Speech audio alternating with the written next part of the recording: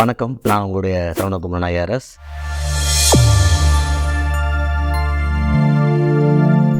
இந்த செய்தி times of இந்தியாவில் வந்தது, struggling to make friends in school.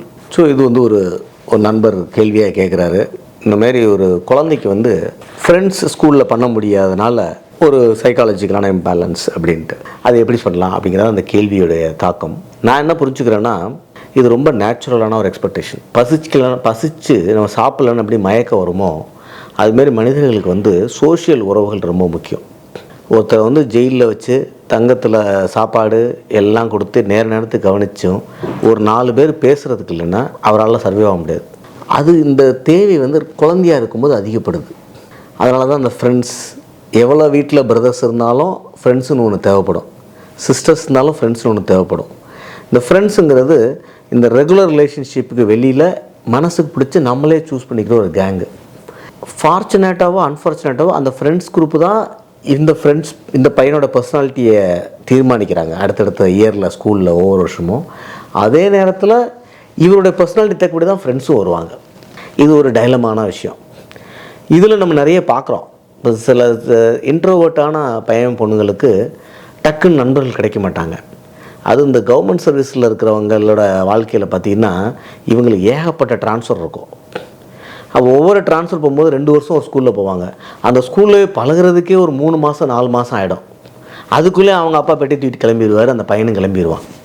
So அவங்க கொஞ்சம் 2-3 ஸ்கூலில் சஃபர் ஆகி 4வது ஸ்கூலில் நமக்கு 2 வருஷம் டைம் இருக்கும், டக்குன்னு பழகி ஃப்ரெண்டாகி ஏதாவது ஒரு மூவ் பண்ணணும். ஒரு சில விஷயங்களை ஃப்ரெண்டாக குரூப் ஸ்டடி பண்ண வேண்டியிருக்கும், அதுக்காக மூவ் பண்ண வேண்டியிருக்கும். ஸோ இதெல்லாம் இருக்கிற சேலஞ்சு. ஸோ இன்ட்ரோவர்ட்ஸ்க்கு நார்மலாகவே ஒரு 12 வருஷம் ஸ்கூலில் படித்தா கூட 2 பேர்கிட்ட தான் பழகிருப்பான். அப்புறம் என்னை கேங்கில் சேர்க்கலை, இந்த குரூப்பில் சேர்க்கலை, இவங்க அதில் தனியாக பிரிக்கிறாங்க. இதில் பணக்காரன், ஏழை, ஜாதி, ரீஜனு எல்லாமே வரும். ஸோ இது கண்டிப்பாக பாதிக்கும்னா கண்டிப்பாக எல்லா குழந்தைங்களையும் பாதிக்கும். ஆனால் இதில் ஒரு ப்ராப்ளம் இருக்குது. ஃப்ரெண்ட்ஷிப் வேணுங்கிறதுக்காக அந்த தம்மடிக்கிற குரூப்பில் போய் சேர்றது. அந்த 4 பேர் தான் ஸ்கூலில் கேங்காக இருப்பான், காலேஜில் கேங்காக இருப்பான். அவன் 4 பேர் தம் அடிப்பான். ஸோ அவங்க கூட சேர்ந்தால் தான் நமக்கு காலேஜில் கெத்து, ஸ்கூலில் கெத்து, அதனால் நம்மளும் தம் அடிக்கணும் அப்படின்னு ஒரு மோட்டிவேஷன், நெகட்டிவ் மோட்டிவேஷன். இவனுக்கு தம்மு சரியாக வராது, இல்லை ஒத்துக்காதுன்னு வச்சுக்கோங்க உடம்புக்கு, ஆனால் போய் அதை பண்ணிகிட்ருப்பான். ஸோ கேங்குக்காக உங்கள் ட்ரைட்டை, உங்களுடைய பேசிக் பர்சனாலிட்டி ட்ரைட்டை, தம் அடிக்க போகிறேன், தண்ணி குடித்தா தான் அவன் ஃப்ரெண்டாக இருப்பான், அந்த கேங்கில் ஃப்ரெண்டாக இருந்தால் தான் நம்ம காலேஜில் மரியாதை, அந்த காலேஜோடு சேர்ந்து தண்ணி அடிக்க போகிறேன். என்னை கேட்டால் காலேஜில் நிறைய பசங்க இந்த விதமான பழக்கங்களுக்கு வர்றதுக்கு காரணம் இந்த கேங்கோட அடிக்ஷன் தான். அவங்களுக்கு லிக்கரில், ஸ்மோக்கில் இருக்க அடிக்ஷனை விட இந்த கேங்கில் இருந்தால் நமக்கு மரியாதை, அந்த காலேஜ் முடிக்கிற வரைக்கும் கெத்து அப்படிங்கிறதுக்காக, அதில் ஜெல்லாகிறதுக்காகவாது இதெல்லாம் பண்ணணும்னு நினைக்கிறாங்க. அதுதான் ஒரு ஆர்டிஃபிஷியல், அது உங்கள் பர்சனாலிட்டி கிடையாது. ஆனால் நான் என்ன சொல்லுவேன்னா, நீங்கள் பொறுமையாக உங்கள் பர்சனாலிட்டி, உங்களுக்கு புக் ரீட் பண்ண பிடிச்சிருக்கா, அந்த பர்சனாலிட்டிலே நீங்கள் போயிட்டு இருந்தீங்கன்னா கொஞ்ச நாளில் ஸ்லோவாக உங்களுக்கு புக்கு ரீடை பண்ணுற, என்ஜாய் பண்ணுற கேங் வரும். உங்களுக்கு கோயில் போக பிடிச்சிருக்கா, கோயிலுக்கு போகிற கேங்கு வரும். உங்களுக்கு ஒரு தமிழ் இலக்கியம் படித்து டிஸ்கஸ் பண்ணுற மாரி ஒரு ஆர்வம் இருக்கா, ஒரு கேங் வரும்.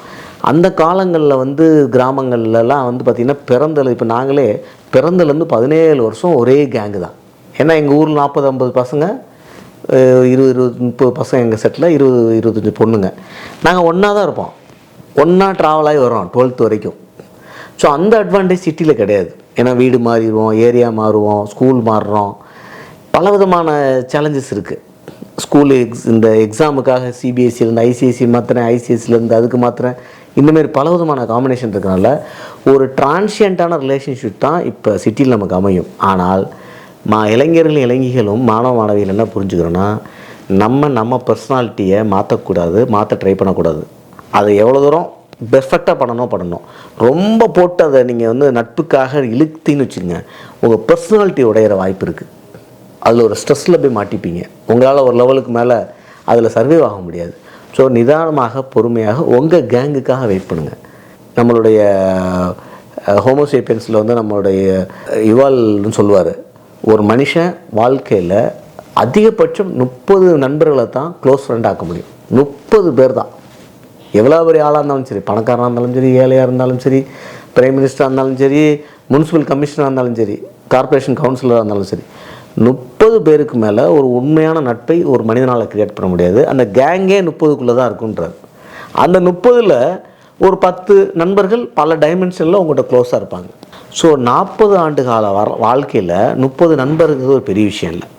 ஸோ இந்த கேங்கில் சேர்றதுக்காக நான் ஒரு தப்பு பண்ணுறேன், தம் அடிக்க பழகிறேன், தண்ணி அடித்து பழகிறேன், இல்லை சம்மந்தம் இல்லாத ஒரு பொண்ணுங்களை ஈவ்டீசிங் பண்ணுற குரூப் இருக்கும் பிரச்சனை பண்ணுறதுக்குன்னு, அவங்க கூட போய் நிற்கிறேன் அப்போ தான் கெத்துன்னு சொல்லி நின்று அந்த பிரச்சனையால் காலேஜில் டீபாரானவங்களாம் நம்ம பார்த்துருக்கோம். ஏன்னா அவன் நல்லா குரூப் கிடையாது, கண்டிப்பாக அந்த கிண்டலில் இருக்கிற அந்த வரமுறையை தாண்டுறாங்க.